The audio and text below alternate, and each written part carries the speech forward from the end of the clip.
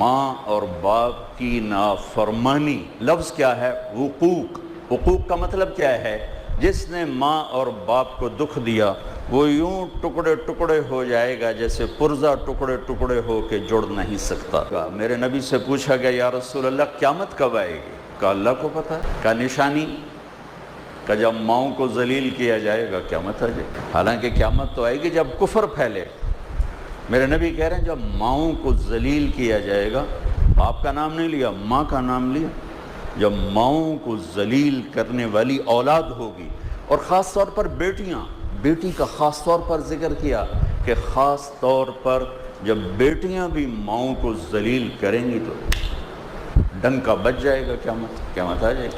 آپ نے کہا جس نے ماں باپ کو دکھ دیا اس پہ اللہ کی لعنت، اس پہ فرشتوں کی لعنت، اس پہ زمین آسمان کی لعنت، نہ اس کی نماز قبول ہے، نہ روزہ قبول ہے، نہ صدقہ قبول ہے۔ اور آپ نے فرمایا کاش میرے والدین زندہ ہوتے، اور نہیں تو ماں ہی ہوتی، چونکہ ماں کو دیکھا ہے باپ کو دیکھا نہیں، تو تم دیکھتے میں اپنی ماں کی اطاعت کیسے کرتا، میں عشاء کی نماز کے مصلی پر کھڑا ہوتا، عشاء فرض، سنت نفل نہیں، فرض، بس سورۃ فاتحہ پڑھ رہا ہوتا، ادھر سے میری ماں کہتی محمد، تو میں نماز توڑ کے کہتا لبیک اماں جی، میں نماز توڑ دیتا، لبیک حاضر۔ ایک صحابی کی بیگم کا پیغام آیا کہ نزع کا عالم ہے، کلمہ نہیں پڑھا جا رہا۔ کون؟ صحابی کون ہے؟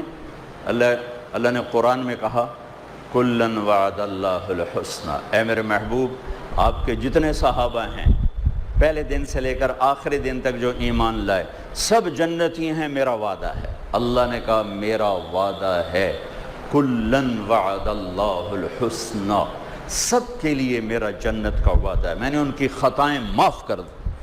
آپ تیزی سے گئے، ان کا نام تھا علقمہ۔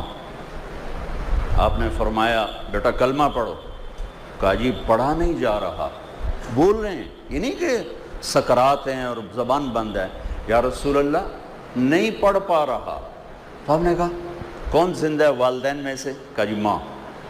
کہا ناراض ہے؟ کہا جی۔ کہا بولو، وہ تیزی سے آئیں۔ کہا ام علقمہ بیٹے سے ناراض ہو؟ کہا جی۔ کیا ناراضگی ہے؟ بہت نیک بچہ ہے، راتوں کو اٹھتا ہے نوافل کے لیے، دن میں روزہ رکھتا ہے، لیکن مجھ سے بولتا ہے تو بدتمیز ہو کے بولتا ہے، بس سخت لہجے میں بولتا ہے، کبھی میٹھا بول اس نے میرے لیے نہیں بولا، ہمیشہ تنک کے بولتا ہے، سخت ہو کے بولتا ہے، نافرمانی کوئی نہیں ہے، زبان کی شدت نے دل دکھا دیا۔ اور آپ نے کہا معاف کرو گی؟ کہا یہ نہیں، میں نہیں معاف کرتا۔ کہا اسے اگر میں آگ میں جلاؤں سفارش کرو گی؟ کہا جی کروں گی، اتنا تو میں نہیں چاہتا۔